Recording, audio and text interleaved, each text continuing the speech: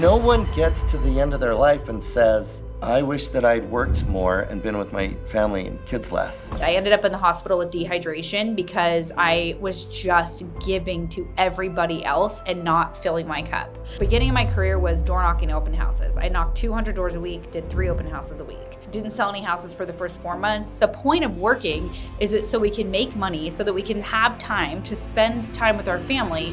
My guest today is Rachel Adams Lee, a nationally recognized Wall Street Journal top 1,000 agent and founder of one of the most trusted real estate teams in her region.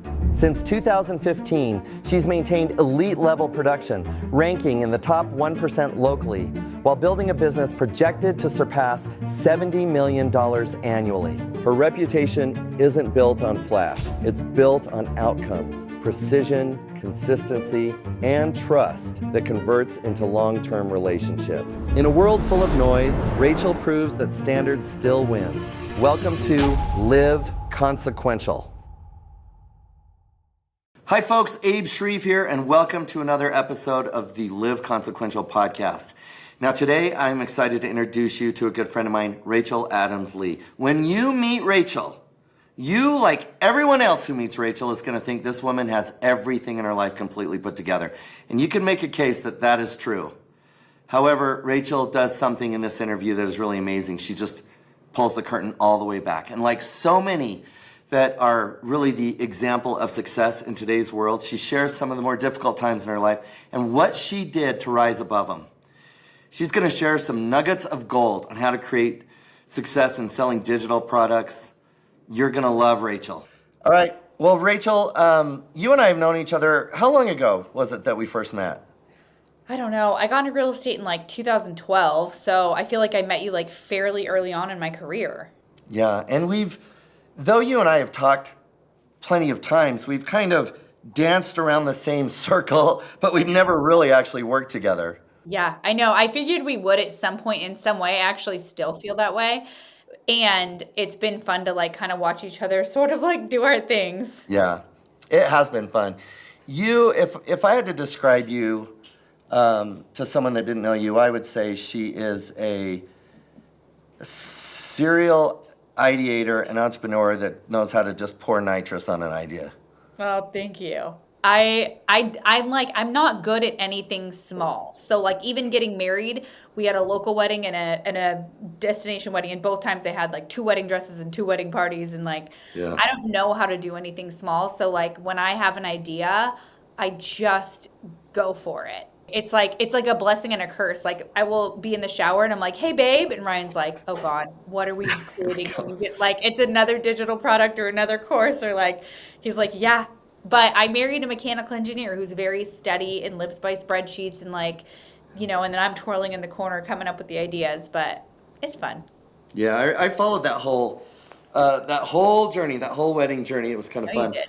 So for those that don't really know you, let's go back and tell us a little bit about how you started into business and what led up to that. I got into real estate in 2012. So I was working a full-time job at the time at a real estate office unlicensed. I was in a super unhealthy marriage. My ex-husband was 80% disabled with PTSD from the Marine Corps. And I was at a real estate office unlicensed. So I spent my days at the office like, "You're going to get your offer accepted," and then spent my nights crying myself to sleep because I was in a really difficult personal spot. I'm sorry to hear that. Yeah, dude, it was super tough. And I was like raised by like the parents that are still married, and my dad holds my mom's hand in the grocery store and calls her his bride. So it was like, I was like, well, I'll just meet some guy. He's cute. I'll marry him and it'll be that, and that is not how that worked. I never knew enough to ask the question of like, what kind of life do you want to lead and what are your goals? I was like, "You're cute in a photo. Let's lock it down." I was a baby. I was 23. Then I spent like 3 years in personal growth. Well, anyways, I get into real estate. And when I'm in real estate, full transparency, Abe, like I'm in real estate and I didn't want to be home and I wanted a different life for myself. And so I started to just like anything anybody would teach. I was a sponge. And so I went to the top people in my office and I was like, "How'd you grow your business?" And it was this really sweet guy named John Brophy, and he was like, "Get ready for blisters." So the beginning of my career was door knocking open houses. I knocked 200 doors a week, did 3 open houses a week. Didn't sell any houses for the first 4 months, ended up selling 39 my first year, then 109 second, 123. So 3 years in, I hit Wall Street Journal's top 1,000 agents in the country. I'm in Northern California. And, but I'm like, and so I'm starting to speak on stages and tell people how I built my business, and everyone's wanting to know, you're so young and how'd you do it and blah, blah, blah. And I was like, it was kind of a tough thing because on the outside, I was like, everything was shiny and perfect. But on the inside, I had gotten a divorce I never dealt with, putting everybody else's needs in front of my own. Like, it was crazy. And I don't think I would have been as successful as quickly if I had a healthy home life, but I didn't. So I threw myself into work. I can tell that, and tell me if I'm off here, but I can tell that you're pretty fast to, like, once you got a direction, you'll just move right to it and you'll go, right? That would be an accurate description of me, yes. I mean, that's incredible success. I laugh a lot when you talk to people in real estate and you'll say, well, how much did you sell? I only sold 15 million. You're like, we just talk about these numbers so casually. I know. On the outside, you're having this incredible success and you're working hard and you're being recognized.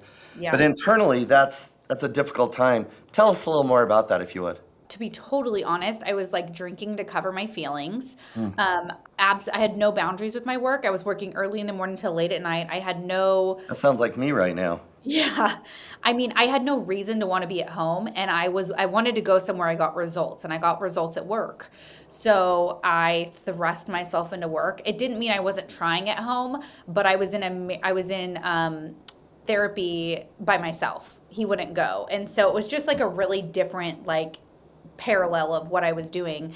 And so I start to continue my career and things are like going really well. And I realized that I was kind of going to self-implode. I actually did. I ended up in the hospital with dehydration because I was just giving to everybody else and not filling my cup. And when I was in that hospital, I just had an opportunity to really like look at how I wanted to lead the rest of my life. And the thing was, like, I started to build my business through social media. And it was just like when 2012, so like social wasn't super cool yet. It was still like MySpace was on the tail end, like Facebook is coming in, there's no Instagram, right? I decided that I was gonna lead my life with two things. One was going to be intention, and one was going to be integrity. And I had been lying to everybody. Like no one knew I got a divorce because I just like was worried that if I was honest about that people would be like, well, I'm not going to like, no one's going to work with a divorced realtor. I want you to notice that even now, as Rachel, after all these years, happily married, in a great business, has so much going for her, when she goes back and walks through those difficult years, all that emotion comes back. My experience is that top performing people have lived a season where they were taken to the razor's edge and pushed to the edge of their capacity. And like so many others, Rachel decides to look in and not point out. She starts to work on herself. So I spent 3 years in personal growth, and I took a little bit of a step back with my business. And Tell me, when you say personal growth, what does that mean? I started to journal, and like I would journal every single morning. Like every morning I was like, and I didn't have like a prompt or anything I followed, and there was no ChatGPT. So it was just like, how do I feel? What's happening? I made a joy list. Like I made an actual list of things that make me happy. I edited my peer group. So I had people that I was surrounding myself with that were not going to be conducive to the person I wanted to become. I stopped drinking for 90 days. Like I did a challenge. Like I was just like, it was a 90-day thing. You can tell I like get stuff done. So I was like, how could I be the best version of myself in 90 days? What's that going to look like? And I got so intentional. I drank more water. So I didn't drink alcohol. I drank a gallon of water a day. And I had a rule that before my 2 feet hit the floor, I would drink water. Just everything started to feel better and lighter. And I remember like towards the end of that journey, the 90 days, I remember like driving and all of a sudden I felt light. And I hadn't felt light in like years. And I was like, what is this feeling? And I was like, I think this is happiness. I was like, it was like all of a sudden I like loved me. And that was a really big deal because I was so concerned with everybody else for so many years. Yeah, so it just started to feel really good. And then I decided after 3 years of personal growth and working on me that I would go on Tinder and swipe right. And then I met the hottest man in America who I ended up marrying and having 4 babies with. Where did all of that come from where did that sense of I have to take care of everyone else and at the expense of myself, is that from growing up or? Yeah, I learned through therapy that it is because I am the youngest of two older brothers. So I wanted to make sure they were always good. They were always okay. My mom was always happy. So I grew up really early on being a people pleaser. And so it's something that I've really had to work through, especially getting in, like, as my career has gone and people are like, can you speak here or can you travel here? And, becoming a mom, like, has shifted so much for me because I find it a lot easier to say no now if it's going to affect my home life and the integrity of my family. Like that is my barometer for everything. So my husband is my best friend and we run our business together. Like I said, he's a mechanical engineer, but he ended up quitting his job. One time he was listening to me on a coaching call one time and he was like, so all you do is just talk numbers. You're like, if you door knock this many doors with this percentage of conversion, you make this much money. And I was like, you are now our productivity coach. So he came over to my world and we do it together. But we actually just had this thing happen yesterday where I have an opportunity to take a $6 million winery listing. And we had the weekend planned. It was like this thing we were going to do. And then he's from a blended family, and his dad's first wife just passed away. And she had 3 kids with his dad.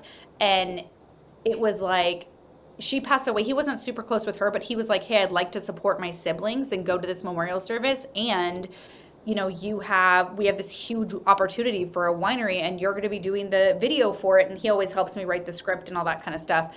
It wasn't an easy thing to just be like, well, obviously you're going to go to the family, because I was like feeling so selfish wanting him to come to the video shoot. And I was like, why is it so hard to just not have him there? But it's like, we had the plan and I have the plan and then his family. And so it literally took, I'm a slow processor. So it took us pausing the conversation, going to sleep, me waking up in the middle of the night with a stomach ache, then waking, and then I go in the mornings, I'm doing something new and I call it a walk with God. And I go for a walk in the morning and I listen to worship music and I don't have any set intentions. I just go where it's going to lead me. And he likes to come sometimes and I'm like, hey, I'm going to walk this morning by myself. He's like, okay. And I just was like walking and I was thinking, I'm like, we're just working through it in my head. I'm like, what if he flies in for part of it, or how do we do this? And then I was like, what is the whole freaking point of doing this? The point of working is it so we can make money, so that we can have time to spend time with our family. And I was just like, of course he's going to go. And I will figure out the winery thing. And then I came home. He said, how did it go? And I said, well, I apologize. It took me a little bit of time to process this, but like, you go be with your siblings. And like the number one most important thing is family. And that is truly kind of how the second part of my career happened, is because when I started having kids, I wanted more time. So anyways, he's going to go to the memorial service and I am going to go to the winery and do social media. So I'm going to go on a limb. I'm going to make an observation, and don't let me get it wrong. Yeah. Okay, you ready? Go for it. If I was listening to you, I have been listening to you, but one of my curses is 13,000 plus coaching calls, right? Yeah. And also just a lived experience. Listening to what you said, you obviously get a lot done. But I can tell that in that journey that there's plenty of difficulty. In other words, your walk with God is probably, there's probably intention around that, where how do I slow my world down? How do I... My gosh, yeah. Yeah, and I think it'd be useful for us to talk about that, not putting you on the psychiatric couch, but I think high performers in general have a tendency to think in the next objective. Mm-hmm. Until you reach a point in your life where you realize, I'm trading things. I'm trading some important things. Yeah. For that. What made you want to walk with God in the morning? It was after Christmas, and I have 4 little boys. I have a 4-year-old, I have a 6-year-old, a 4-year-old, a 3-year-old, and a 7-month-old. Your first is 6 years old? 6, 4, 3, and 6 months, or 7 months now. Hey, come this summer, I'll only have one of our 4 at home. That's insane to me. It is insane. Insane. I feel like I've gotten to watch them grow up just through Yeah. like it's crazy. So Christmas happened, and I think there's a lot of pressure on moms and women to make it Pinterest perfect and all the things, especially with like social media and society and all that. And I tried to have it all done ahead. Like I tried to have it wrapped ahead and all the things. Don't get it twisted. I do not wrap my own presents. I leverage that out. I have certain skills. Wrapping presents is not one of them. And so I spent so much effort making Christmas perfect. And then Christmas was over, and I just got like really down, and I couldn't figure out why. Like I just was like in a funk. And when I get, like, if you saw me on the outside and you saw all the successes I have and stuff, it is nobody would understand why I think the way I think. And when I'm either low on sleep and or stressed out, whatever that is, I start to compare myself to other people.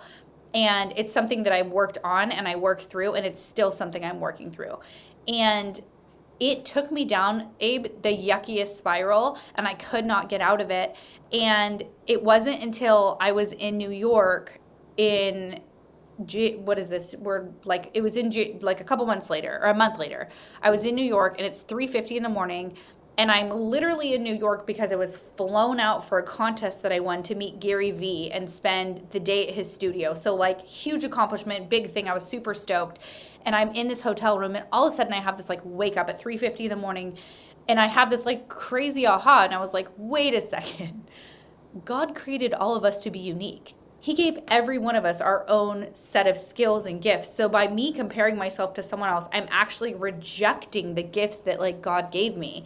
And I was like, okay, I think I need to have some kind of like grounding moment in the morning, which is I do my best calming in the morning if I can get exercise in. That's like my trigger for every day to like get some movement.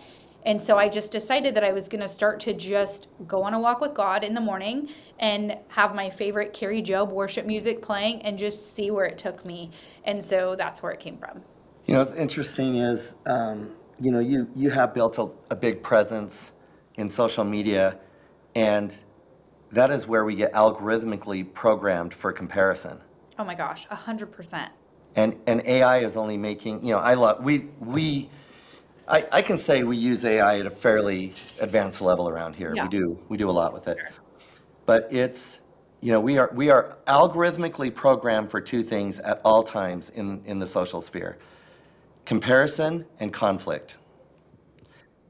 And so what is your advice, to your clients and to yourself and others? How do you keep yourself grounded when your business is built in an environment designed to cause you to want to compare and to be in conflict? So that's a super good question. So Ryan was helping me figure out the numbers the other day, and we realized I've coached like over 6,000 realtors, like directly coached them. Is that through group programs and all of it? Group program. Yeah, I don't count like speaking to an office because that's like a little bit different. But with my courses and my products and all the different things, and other business owners too, and like nobody's above it. Nobody's above comparison. And so I think the biggest thing is like remembering. So when I was really struggling with that, I try to look at like where in my life do I not compare myself to anyone? Where do I feel like my life's a 10? Like, where is it like really, really good? And I was like, the one thing I would never compare to somebody else is my marriage, because I worked so hard on my marriage, and I married my best friend. And not to say that every day is not, wonderful, but like, it's pretty damn good. Like, it's a really healthy, fun place to be in. And so I'm like, that I don't compare myself to, and I'm like, how many people would trade their right arm to, like, I read something that said like 90% of your happiness is based off the person you marry. And I was like, dang, that is so true, because it affects every part of you, like your life. And so that was one piece. I think the other thing is just to know that like it's just, you literally have to like pretend you have blinders on and stay in your freaking lane. Because when you look up, like if Michael Phelps is swimming, he's not going to look over and see what someone else is doing, because he's going to lose the race. Yeah. And so it's like, I literally have to put blinders on. And also when I'm comparing myself to anyone else, I lose my creative energy. And I will tell you, Abe, that when I am on fire, I am on freaking fire. And right now happens to be one of those seasons where I am like hitting on all cylinders and it feels really good. But I'm exercising in the morning. I have my time with my husband. We literally are looking at our schedule and like, what would the perfect week look like for us? Like, obviously, we do date nights every Friday, but we're like, okay, I was like, you know what? I would like to do an audiobook with you for 1 hour every Friday and then discuss it for a half hour after. We're starting with the 4-hour work week. It's like, it's like if you really do want to have this ideal life, you have to be willing to do the things to get there. And like, for me, I love real estate. I love selling houses, but I sell one house, I make money. If I stop selling houses, I stop making money. And so I was like, I have to have a second part to my career where I can have money coming in regularly when I'm not working and use social media to my benefit and use the skills my husband has, the skills I have. And like, I don't know, man, it's such a ride. What's interesting is even in your explanation of your marriage, like I married my best friend.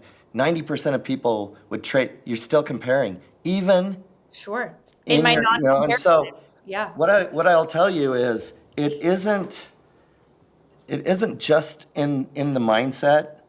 It's we have to interrupt the dopamine hit. Mm-hmm. Like, for example, are you familiar with 1Sec?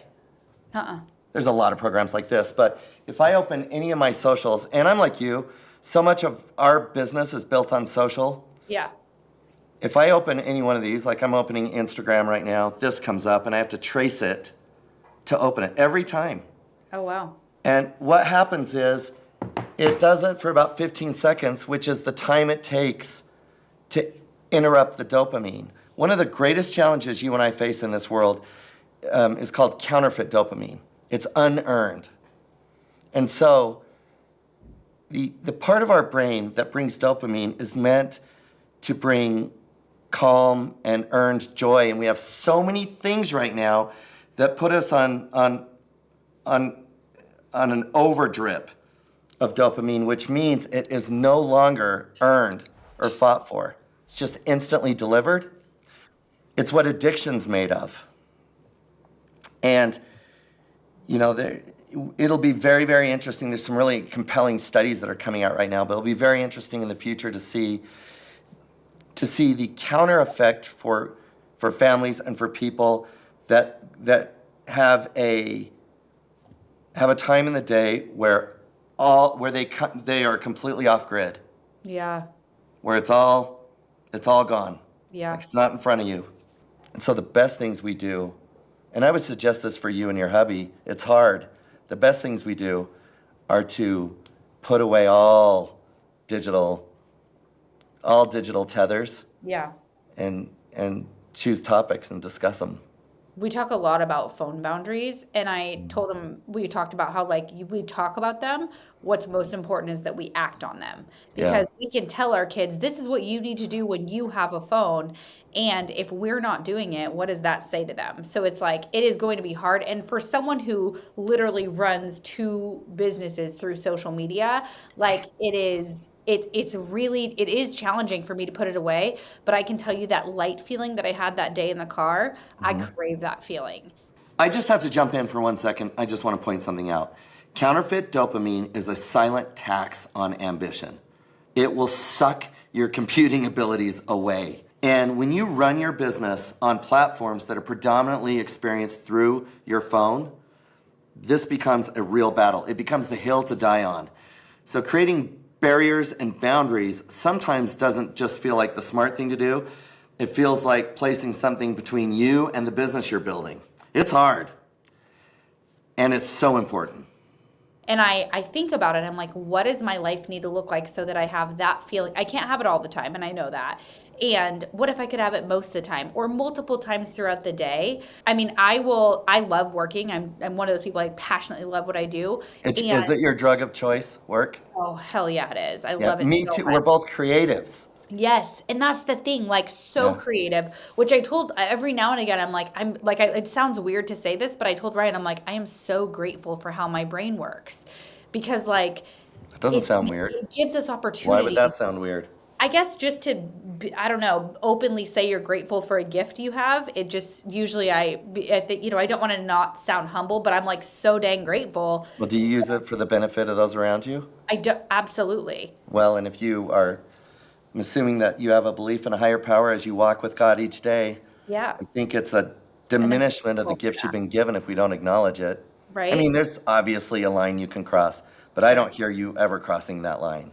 No, I don't feel like I will. It's like I think that's why I got into real estate. Well, originally I got into real estate because I was really broke. But the fancy reason I told people I got into real estate is I want to help people with the American dream, right? Yeah. But really it was like, no, I need some freaking money and I'm tired of being paycheck behind a paycheck.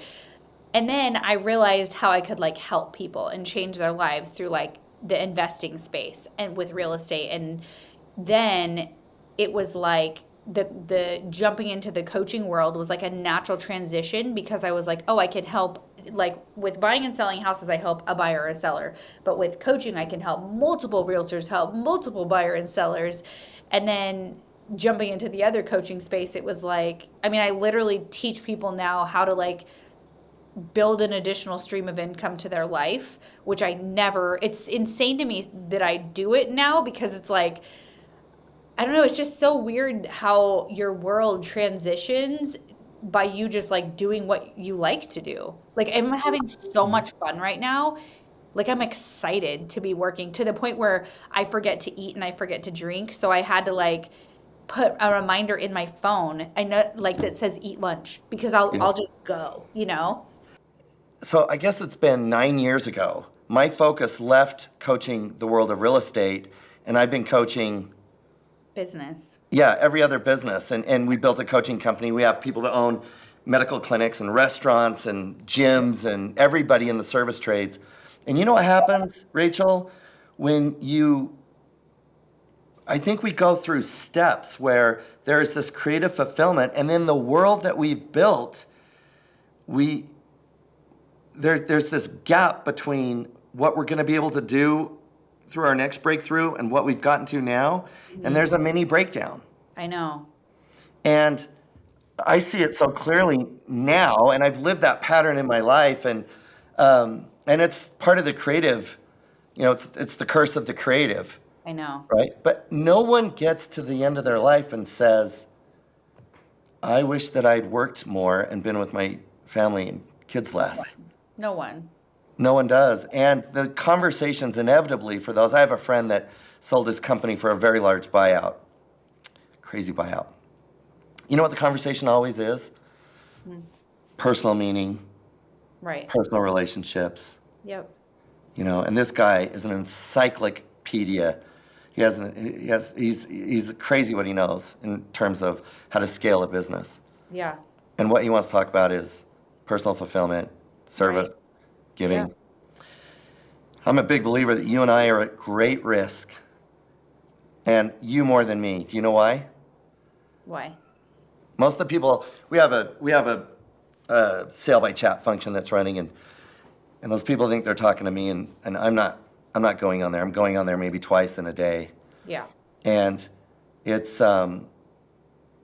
such an interesting space that we live in, and because it's so exciting and it commands so much of your attention, and the whole time is this drumbeat of, but look what they're doing, and you should be mad at this, and so we have to purposefully interrupt. Since I am in my advanced years compared to you, I'll give you something that's fun with your kids. Okay. Can I give you something to do with them? Please. So you run, and we're going to get into your business here in a minute. Okay. You run. I run. Well, I think you run. I mean, you're not unhinged. You're not uncalculated. No, I'm mindful. You're the opposite of that. You see a challenge. You're like, I can fill that, and then you do, and it's value based. It's impressive. It's fun to watch. Which means that certainly there are moments when the creative hits. What do you do in the moment when it hits? I mean, you got to capture it, right? Yeah. I get out my phone and I put it out, and then I wait till a time that I can start to implement it. Yeah. So I taught this thing to my kids, and sometimes it was so obnoxious. Okay. But if I came home, when I got home, if I was on my phone, they could come and take it for 1 hour and hide it. Oh my, Abe, I will self-destruct. I used to think that. I used to think that, Rachel. I used to believe that. In fact, stay where you are. I gotta show you something. I'll be right back. Just don't go anywhere. Don't go anywhere. So imagine this. Like, they know that I earn my living in, I'm really grateful for the time that we're living in right now, because what I'm doing, we're in every state in the U.S. right now. Mm-hmm. And we have this opportunity to have this expansive scope. But I want you to imagine what it must be like to the 6-year-old boy who says, all right, Mom, you told me. And you're like, you're right. Look at the visual. There's nothing on earth more important to me. Right, than you. Now, I have a cheat code. Are you ready for the cheat code? Yeah. It's this. They don't feel the same when we're writing. Oh. And you and I, we don't get there's not the instant fake dopamine. Yeah. And so I'm still one of those like weirdos. Like, I mean, literally, just so you can see how my brain works. Like, I all day long, I have a pad next to me, which I feel like our kids are never going to have a pad and paper next to them. Like, it's just not going to happen. Unless we train them. You do that with them. Yeah. I don't know if that's useful for you, but for me, I like it. I was so addicted and had the feeling of, we're building lots of big things and I've got employees and people need things. I know. People need me. And there comes a point when you realize you're either going to adjust your relationship, and it's us. It's our clients are fine, and that, our database will take care of itself. It's just only us. So we'll either adjust how we do it, or we will hate. Yeah. It'll turn into a Frankenstein monster. Do you want to know what changed my life with my phone? Because mind you, I teach people how to build a business with social for a living. That's one of the big things I do, is the auto DM feature with StanStore. Because tell me about that. When I went to New York for the Gary Vee thing, it was a StanStore challenge. So it was this thing where it was an 8-week challenge, and they're like, you had to pay $200 to enter, and then it was for creators. And they're like, whoever sells the most revenue in these 8 weeks will fly 10 of you out to New York to meet Gary Vee, spend the day with them. And then they did 5 wildcard winners. Well, I ended up being number 4. And come on. It was pretty cool. And the thing, and dude, if you saw the people, so it was for people that create coaching courses and digital products, right? That was the creators that were there. Well, nobody in the top 10 was under 86,000 earned in 8 weeks. The crazy thing is one of them was ballroom dancing. Another kid, this young kid, he was in his early 20s. He teaches dads how to become athletes again. There is no limit to what you can do. And all of us use this thing called StanStore. So what StanStore is, it is an all-in-one digital storefront where it's fully branded to you, and then your calendar's in there. If you go on my Instagram and say you want to buy a house, you comment value on any reel I have, any story, and you're immediately gonna get a link for instant home valuation. And so for me, I'm teaching this masterclass. It's called Multiple Streams Masterclass, and it's how to build an additional stream of income, right? And I walk them through how I've done it all. And I literally create the reels, I create the carousels, I create the posts. Then I'm done. I'm off with my kids. I'm making dinner. I like to cook for my family, and I like to have my phone nowhere near me when I'm cooking, and I have music on, and I'm very big on keeping my phone away from me when I'm with my people. And unless I need to take a picture of them because they're so cute. But I know that's the hard part of the challenge, right? Because I'm you're so cute. I want a video. I want to memorize this forever. StanStore works for me while I'm not working. And so it has it does lead magnets. It crushes it. So for me, it's given me so much of my time back as a realtor and as a coach, because I create the content. So I do my social media first thing in the morning so that people have the most amount of time to respond throughout the day. I'm big on repurposing content as well. Yep. And with the algorithm changes, knowing what performs where on which platforms has been really helpful. How And do you study that? How do you keep up with I that? I get to I get to do calls directly with Meta. My page performs well enough that like they reach out and they're like, hey, what questions do you have? Like, let's walk through this. And then I have my own like test audience. Like I work with my own content to see what performs where, and I'm obsessed with my analytics, so I'm always watching it. A/B testing, I'm assuming. And Yeah, 100%. And so, like, what's so crazy with the 2026 algorithm is like I had a carousel post and put it on Instagram, paired it with trending audio, yada yada, and it got like 130 comments. Okay, that same carousel on Facebook got 3 because carousels don't do well on Facebook. I took the hook, the one picture, the first picture of the carousel that has the hook on it, which the hook is the number one thing on social media that you have to master, that will make the difference between you gaining followers, getting conversions, getting new business, building your brand. It's all about the quality of your hook.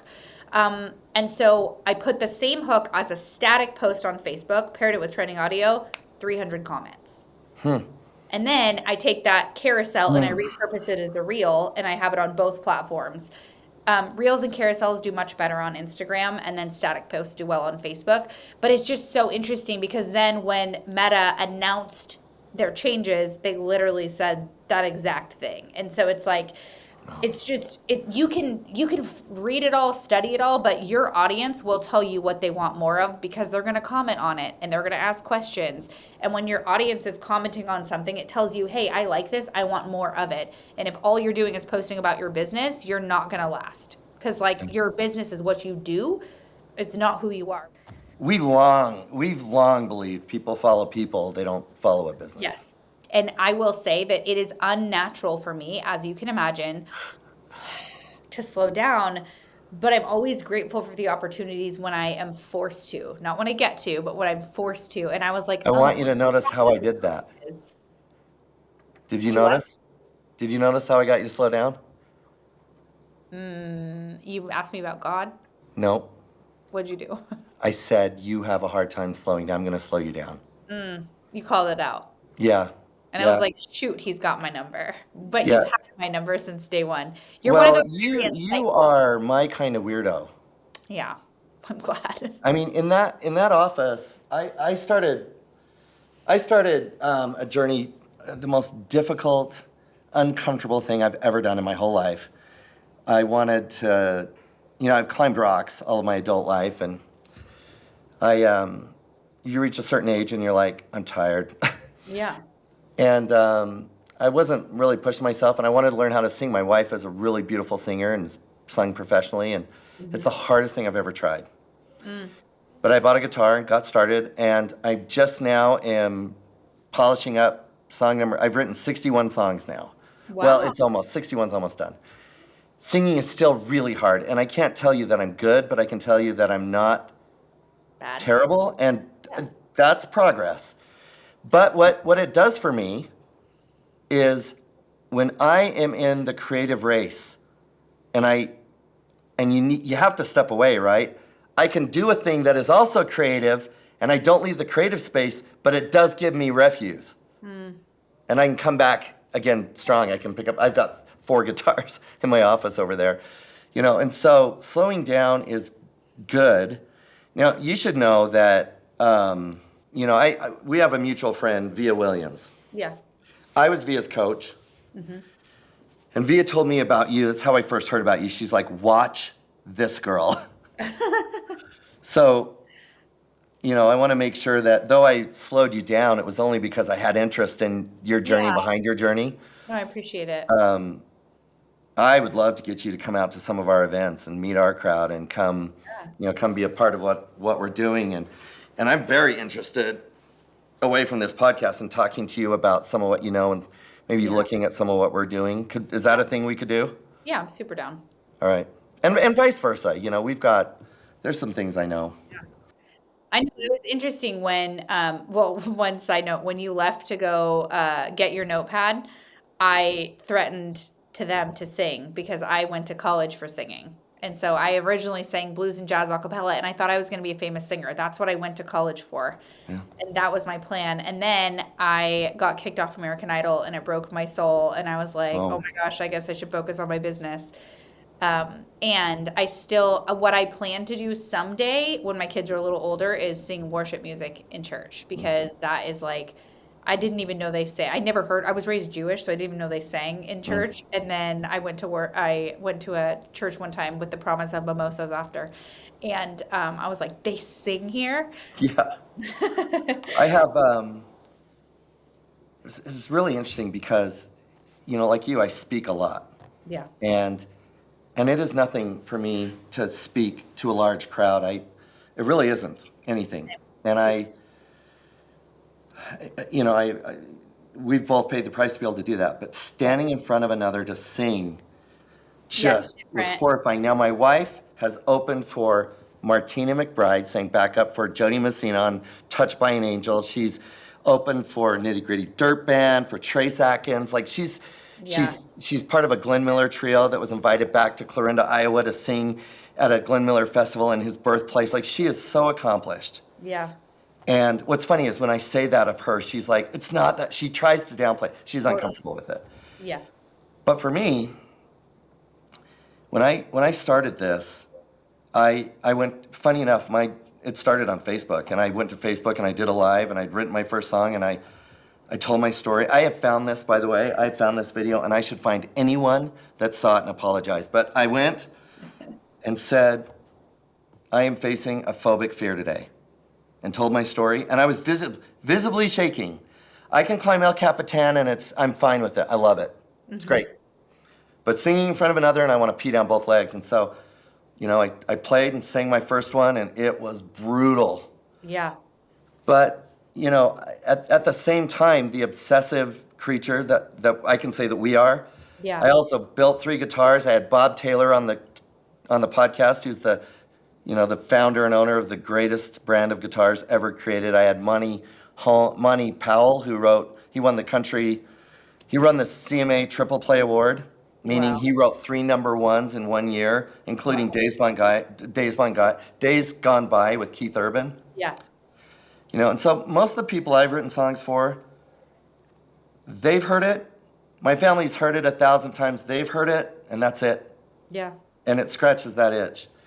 But creatives, Rachel, right now I'm curious about this. Let me put a few pieces together because I've got a challenge for you if you'll accept it. Okay. And you're strong and intense, which I'm counting on you to say, no, that's not for me. Okay. If it isn't, but I think it is. So you've told me that you, like all of us, find yourselves in moments of comparison. Yep. It's a symptom of the high performer. Mm-hmm. In other words, if you're not comparing at some point, your competitive drive falls off, right? And so you're a mother, and I read once that only the will to survive can surpass the maternal instinct. We could unpack that. You told me that you studied in college, performing, and then didn't make it on American Idol, and it broke your spirit. Yep. So that tells me that there's shame in your music journey. Is that right? For sure. Shame is debilitating. Yep. You have this intense, like when you start talking about things that you love and the cadence of your speech triples. Oh, I know. I'm like and I don't drink caffeine, so that's like when I'm like coaching and I'm like, and then we're gonna go here. They're like, oh my God.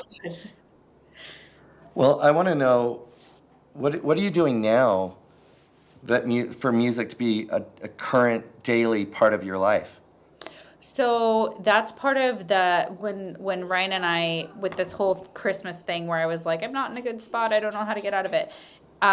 It was like, what do we actually want our life to look like? So one of the things that I really did take away from the bold room that I was in 9 times was life by design. And for me, that means doing what happiness is what I think of. And I'm like doing what I want to do when I want to do it with who I want to do it with. And so what does that look like for us? And part of that is having singing in there for me.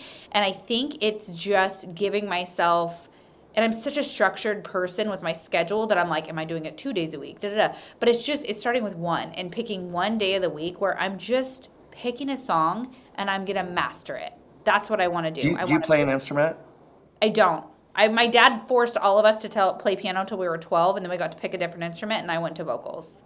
But I'm a cappella. I don't need the piano. But I was thinking of like picking a song and just doing like a karaoke and just like mastering it. Now, because of that, I don't sing karaoke in bars no matter how much I drink.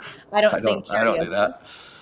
But like I do, last year I sang Christmas songs a cappella in my shower and posted it on social. And that was like a big deal for me because I haven't shared that part of me. Business all freaking day, all day long. So now instead of playing and being number one hit on the Billboard, he's Papa Piano, and he plays piano in my kid's first grade class. And it's like precious. Like I can't even tell you how like sweet it is. And I love it so much. That's why I'm glad I have a phone, because I can record that stuff. And I'm also a crier, so I cry a lot, and I love crying. I feel like crying is so good for you. I tell people that when Maddie was born 25 years ago, I went into menopause, and I have not been able to get out of it. It's so good. So my dad, so when I was in high school, we would open wineries. I grew up in a really small town outside Napa, and so we would open wineries, and he would play piano and I would sing, and we'd walk on stage holding hand and walk off. And like summers, we would go to like we didn't have a ton of money growing up, so we'd go camping, and I would like perform for like the campers with my dad, and like it was the best. It was just the best. And so I thought that I was going to be a famous singer when I grew up, and every decision that I did make or didn't make, like not doing drugs and all that, was because I was going to be a famous singer. And what I realized, which is interesting being so driven in some ways, I was not willing to sleep on someone's couch. There were sacrifices I wasn't willing to make to be a famous singer. And so then it shifted for me to business. Yeah. Well, here's the challenge. Yeah. It's going to be a good one. Okay. I want you to commit to it before I tell it to you. I'm not committing to something I don't know what it is. Come on, I want the blank check. I mean, don't you trust me? I do trust you. So I want you to do it let's do it for 31 days straight. Okay. I just want you to sing and record a different song every day. And recording can just be on your phone, and it can just be alone, and you can share them or not share them. But what I'd like to do after 31 days is get on another, let's get on a Zoom or something, and I want to see what's happened in your business as a result of you doing this. That's kind of fun. Mm-hmm. Because you tied it back to my business, so now you have me in, ding-a-ding. Well, and the truth is we are our business, and our mental and emotional bandwidth is our most valuable resource. Yeah. And I would bet a gold nugget that there is a level to your game that you're not accessing right now, because there's this part of you that died in shame. You let it die in shame. Mm. And we can wake that thing right up. You're a powerful fella. Are you in? Do you accept? Yeah, I'll do it. It will be a very intentional choice on my part to commit to something for 31 days that's not currently in my life. Yeah, I get it. I understand that. But I wrote it down. And you're in the pad, so once you're in the pad, you know you've made it. Yeah. And what I would say to anyone that's listening, and I would love your take on this, what I would say is, in the pursuit of building legacy business, or in the pursuit of, even if it's just a business where you feel the responsibility of your employees. Like I have a season of my life when the market crashed and I own a new construction company. I remember walking out to the parking lot and just seeing the cars. Mm-hmm. And I knew every family. And I'd raised my hand and said, come here and build the financial future of your family. And they didn't know that it was all falling apart and that the business wasn't going to make it. Mm-hmm. And so whatever it is, there is, we cannot white knuckle our way to our best self. It takes what it takes, right? Work works. but we can't white knuckle our way to our best self. So along the way, if we can access a part of us that is more meaningful personally than anything else, even if it's private, if it's more meaningful, then we're not white knuckling our way to our best self. And it just is a bit of a pressure release valve, just enough that we're able to go further. And It makes sense. I mean, I'm excited for the idea of it because, like, you know how the like once that's common saying, like, you have a breakdown to have a breakthrough. yeah, Like, that's sort of what I feel like Christmas was, because like I was like, am I depressed? Like I'm not in a good spot. Like I was down. Like I'm like a pretty peppy person, and I was just like we are not good. I was like, Ryan, I am not good. And he's like, okay, and he's like, let's talk through it. How can I support you? You know, all the wonderful things he says. And I was like, I don't know. And he was like, but what is it? What's wrong? And I was like, I can't tell you, just something is off. I'm not right.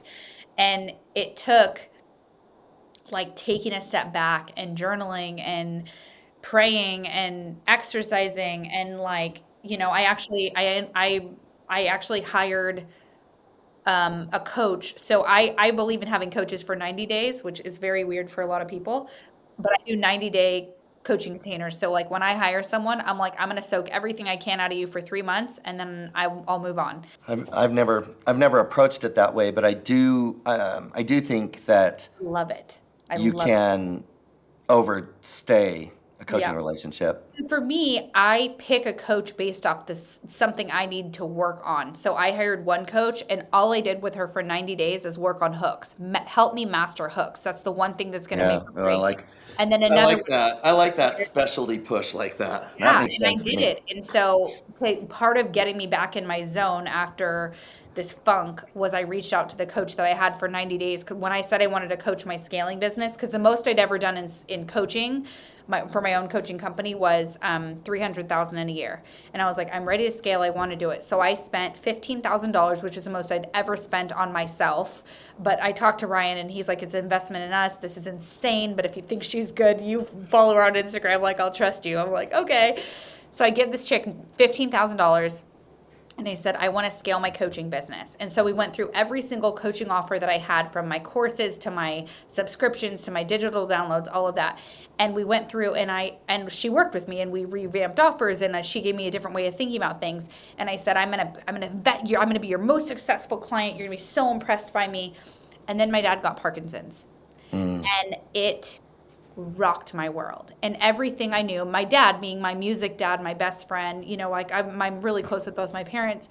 I was like, it just rocked everything that I knew. And I was like, and I told her, I said, I'm so sorry, like everything that I said I was going to do with you, so you know how when something happens in your personal life, your creative juices just turn off. Like, I couldn't give anything to her, to my team, to my real estate. I was done. And I so I wrote everything down. I wrote everything down on my notepad, and I wrote down everything I was going to do that she told me. And this is something that's interesting. When I told her how I was feeling and what I needed, usually, mind you, every coach I've ever had before her was a male. She's my first female coach in this space. And I told her what happened, and she said, Rachel, let's just pause for a month. There's no one holding a gun to your head. Like, let's just pause for a month and let you process what you're going through with your parents. And I unfortunately found my dream house off market and told Ryan we had to sell our house and purchase this new one. So we're selling and buying a house. My dad has Parkinson's. I paid this chick 15 grand. I can do nothing, Abe. I'm like, I can do nothing. I'm done. So I write it all down. I spent that end of that year, the next 6 months, I just took care of my family. I moved myself, and then I ended up having to sell my parents' house and move them here, because with my dad with Parkinson's, he had fallen, and I was like, I have to have them close. And I've been working for like 6 years to get them close to me, and now they live 6 doors down, which is such a blessing. So January 1st hits of this 2025, and I am like, I'm in. It was like I was ready, and it was so cool because I had these ideas for coaching. I had all the stuff I want to do. And last year was my first year of doing 50% real estate, because I'm still in production, and 50% coaching. and we made 647,500, and it was fun. It was freaking fun, and I got to help so many people. And I was like, okay, this is how I want to do it. I want to coach, and I want to have real estate, and eventually, and this year, I'd like to be 75% coaching and 25% real estate. And it's like, I think I might be growing up. I'm not sure. Rachel, lean in so you can hear this. You were built for impact. Thank you, buddy. Yeah, and I'm not surprised. I've met Ryan once. He couldn't pick me out of a lineup of one, I'm sure, but great. He's amazing. You know, great guy, but he certainly understands that too. I think there's a relatively decent chance you and I could do this for the next 4 hours. I know. And which all that means is we'll just need to do this again sometime soon. And yeah, I'm down. Well, I have a challenge for 31 days. I'm going to you have a 31-day challenge, and I would Let me love to ask you get this. Is it Yeah, I'd the love to- same song? Do I have to do a different song every day? Yes. Ah, damn it. I was hoping to master one. Can I tell you where I learned this particular challenge? So I always believed, this is so flawed.